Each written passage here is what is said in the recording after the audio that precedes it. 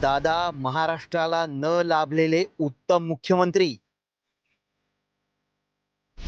सत्ताधारी भाऊक, विरोधकही गहिवरले.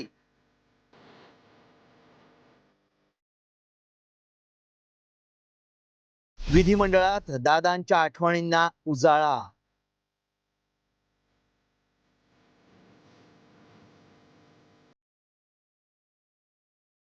राज्याच्या राजकारणातील एक धगधगतं पर्व, अष्टपैलू नेतृत्व आणि दादा या शब्दाला खऱ्या अर्थानं वजन प्राप्त करून देणाऱ्या अजितदादांच्या अकाली एक्झिटनं अनेकांना धक्का बसला. विधिमंडळातील शोकप्रस्तावादरम्यान मुख्यमंत्री देवेंद्र फडणवीसांनी महाराष्ट्राला न लाभलेले उत्तम मुख्यमंत्री अशा शब्दात दादांच्या प्रशासनावरील पकड आणि कार्यपद्धतीचं कौतुक केलंय. अनेक वेळा ते असं म्हणायचे की मी कधीतरी मुख्यमंत्री होईल, पण मी उपमुख्यमंत्री मात्र नेहमी राहील, अशा पद्धतीनं अनेक वेळा गमतीने ते म्हणायचे.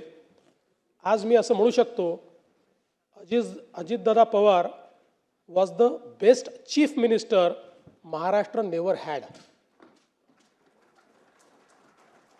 एक जो चांगला मुख्यमंत्री महाराष्ट्राला मिळू शकला असता तो अजितदादांच्या रूपानं आता आपल्यामध्ये नाही. कुठल्याही मुख्यमंत्र्याला अर्थमंत्री कसा पाहिजे तर तो अजितदादांसारखा पाहिजे, की जो तुम्हाला नेहमी वास्तविकतेचा आरसा दाखवेल पण त्याच वेळी राज्याची वाटचाल थांबवणार नाही. अशा प्रकारचा अर्थमंत्री हा आपण त्यांच्या माध्यमातून बघितला. तर उपमुख्यमंत्री एकनाथ शिंदेही शोक प्रस्तावावर बोलताना भावुक झाले. दादांनी वेळ चुकवली असं म्हणत लाखांचा पोशिंदा जगायला हवा होता अशी खंत शिंदेंनी बोलून दाखवली. दादा वेळ कधी चुकवत नव्हते, पण त्या दिवशी नियतीने मात्र वेळ चुकवली. लाख गेले तरी चालतील, पण लाखांचा पोशिंदा जगला पाहिजे असं आपण नेहमी म्हणतो. पण त्या दिवशी सभापती महोदय अगदी विपरीत घडलं. लाखांचा पोशिंदा गेला. इतकंच काय तर उद्धव ठाकरेंनीही अजितदादांच्या शिस्तीची तुलना थेट शिवसेना प्रमुख बाळासाहेब ठाकरेंशी केली आहे.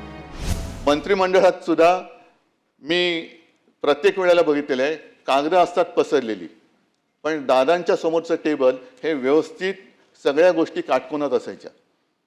त्यांचं पेन असेल, त्यांचे कागद असतील, हे काटकोनात असायचे. आणि हे मी का सांगतोय आवर्जून, कारण ही सवय शिवसेना प्रमुखांना सुद्धा होती. मी तर माझा एक चांगला मित्र गमावला, हे तर माझं दुःख आहेच, पण त्याचबरोबरीने महाराष्ट्राने एक उमद नेतृत्व गमावलंय.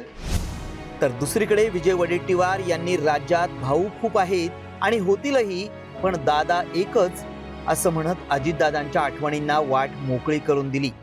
रोखोक म्हणून एक रोखोक अजितदादा असे महाराष्ट्राला परिचित होते. अलीकडच्या राजकारणात भाऊ खूप आहेत पण दादा होणे नाही, अशा प्रकारची स्थिती एका वक्त्यांनी त्या ठिकाणी बोलताना सांगितली.